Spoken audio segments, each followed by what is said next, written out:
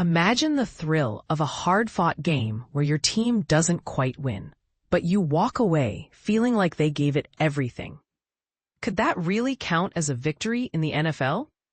Let's dive into this intriguing idea that's got fans everywhere debating.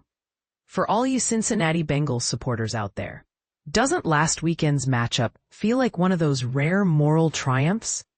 You know, the kind where the effort shines through, even if the scoreboard doesn't agree. Just think back to the previous week. Backup quarterback Jake Browning attempts a deep 30-yard pass, but it spirals into a heartbreaking interception that might as well have been a punt. At that moment, glancing at the Bengals' remaining games, I could only envision perhaps a couple of wins to close out the season.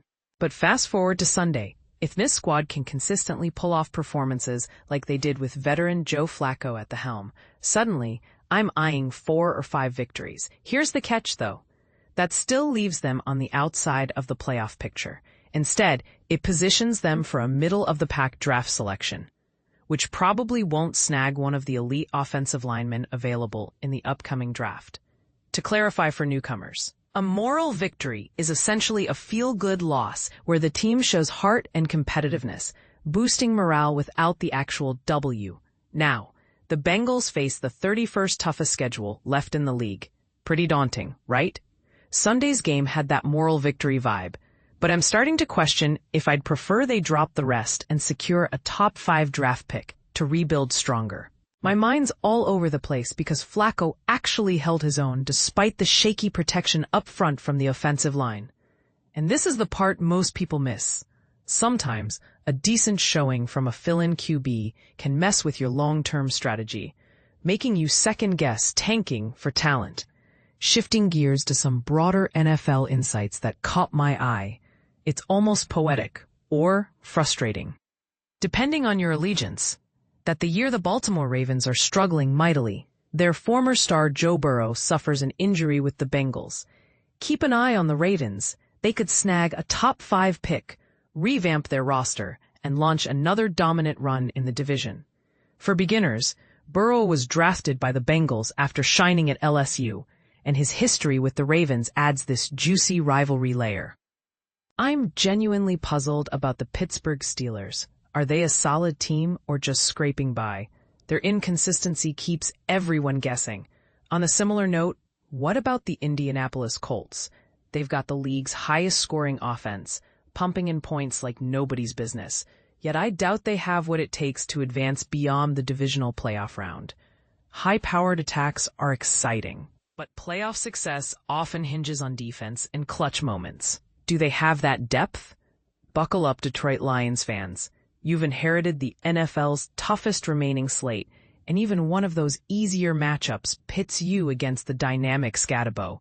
But here's where it gets controversial. Is toughness a badge of honor or just a recipe for heartbreak? Meanwhile, the New England Patriots are thriving on the road with a 3-0 record away from home and boast the league's softest schedule ahead. A wrap-up against the Ravens, who might be motivated to tank, the Jets and the Dolphins. Could this be the turnaround we've been waiting for? Broadcaster Chris Collinsworth came out strong during the broadcast, but lost steam toward the end. I was convinced he'd deliver a legendary performance, only for him to coast through the final stretches of that Lions-Chiefs thriller. For those new to commentary, Collinsworth's play-by-play can elevate games, but fading energy is a common critique in long broadcasts. Hands down, I'd back Baker Mayfield for MVP honors every step of the way. Sure, the season's far from over, and the media machine will hype Josh Allen and Patrick Mahomes relentlessly down the stretch. But Mayfield's been a one-man army, dragging the Buccaneers through a gauntlet of injuries. To expand a bit, MVP isn't just about stats, it's about impact, and Mayfield's resilience, rebounding from career lows to lead a surprise contender, exemplifies that. Bold take. In a league that loves narratives, does Baker's underdog story deserve the spotlight over the usual suspects? And speaking of bold moves, remember when I mentioned they'd never axe Penn State coach James Franklin mid-season? Well, I stand corrected. Last week's discussion is a blur, but Penn State faithful, you got exactly what you wanted. I figure he'd limp through this year, underwhelm in the next, and then get shown the door. But these boosters mean business. They're not fazed by a whopping $50 million buyout clause. For college football novices, boosters are wealthy alumni who fund programs and can influence big decisions like firings. This swift action raises eyebrows. Is it smart aggression or overreaction in a high-stakes sport? Dropping in from Andy G. A bit ago, we chatted about NFL teams playing on non-Sunday days. Enduring a Sunday where 3/4 of your division sits idle is downright miserable. The highlight? Catching the Dallas Cowboys stumble. To be up front, I despise Thursday and Monday night games, plus the dreaded bye week. Ideally, every squad hits the field each Sunday, keeps the rhythm alive and the fandom buzzing. Mike N. shares a dispatch from College Station, and travel ball enthusiast Chris B. from Houston chimes in. My kids manning the grill at our tailgate bash today and snapped this shot. Gig'em Ags, Texas A&M pride on full display. Seattle sports enthusiasts, what a weekend to celebrate. Hans from Arizona weighs in. Talk about a stellar Sunday for Seattle fans. The Seahawks head to Jacksonville, topple the Jags, and improve to 4-2. Then, the Mariners pull off a heist in Game 1 of the ALCS against Toronto, relying on their 5th starter on just 3 days' rest. If you're teamless and looking for a bandwagon, Seattle's calling. We've got a tenacious crew of players who own their gritty history by bringing in Dan Wilson as manager and Edgar Martinez as hitting coach. These legends have sparked a real turnaround. We've chased the World Series dream without ever tasting it. Fingers crossed, this is our breakthrough year. Keep up the great work and go Mariners. Kinsey's 2 cents. I was certain the Mariners would stumble after a Friday night celebration, followed by a grueling cross-country flight. Nope, they're now just 3 victories from the Fall Classic. Who saw that coming? It's a reminder that momentum in playoffs can defy all logic. Mailbag time. Should you bail on woke TV or stick it out?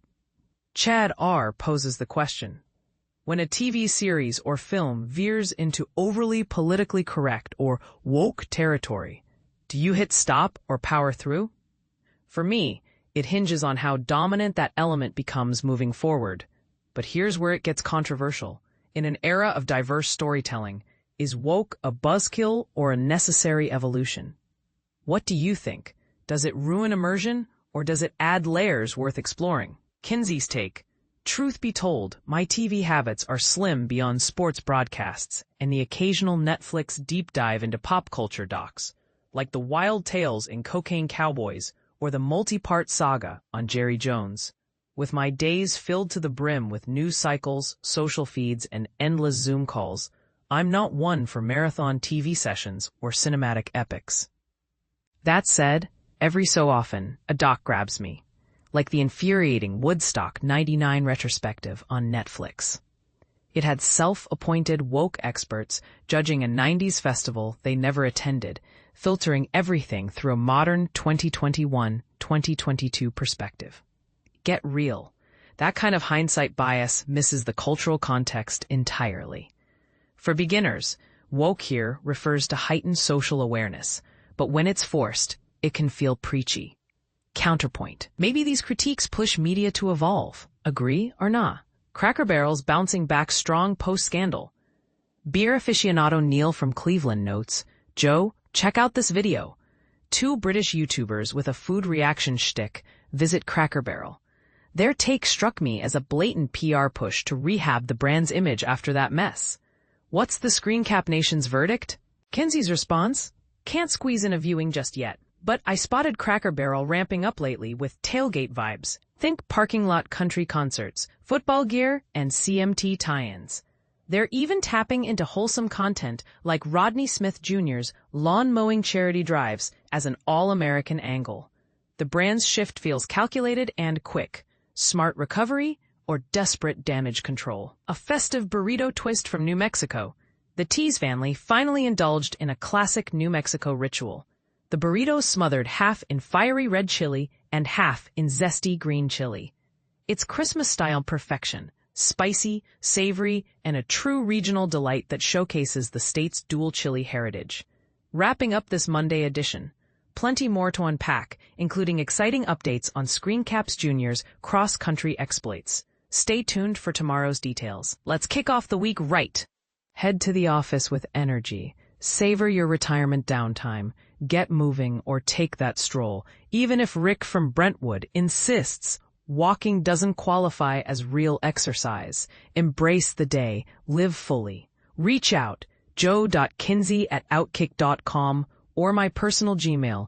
Share your pics, tales, scoops, gripes. Bring it on. Follow on Twitter or X @JoeKinseyX. https twitter.com/JoeKinseyX. Tag or DM away. Instagram @OutKickScreenCaps. https www.instagram.com/OutKickScreenCaps. Start tagging me with the cool stuff you spot. Facebook Screencaps page. https www.facebook.com/profile.php/61572836561. Join the Facebook group Screencaps Community. https www.facebook.com/group/2883728487112. Link up with like-minded readers. Newsletter sign up. Only subscribe if you'll actually read it. Open rates matter. Get on board. https www.outkick.com/newsletters. Numbers from your submissions. My favorites. What about you on the moral victories debate or the woke TV dilemma? Where do you stand? Drop your thoughts in the comments. Let's spark some lively discussion.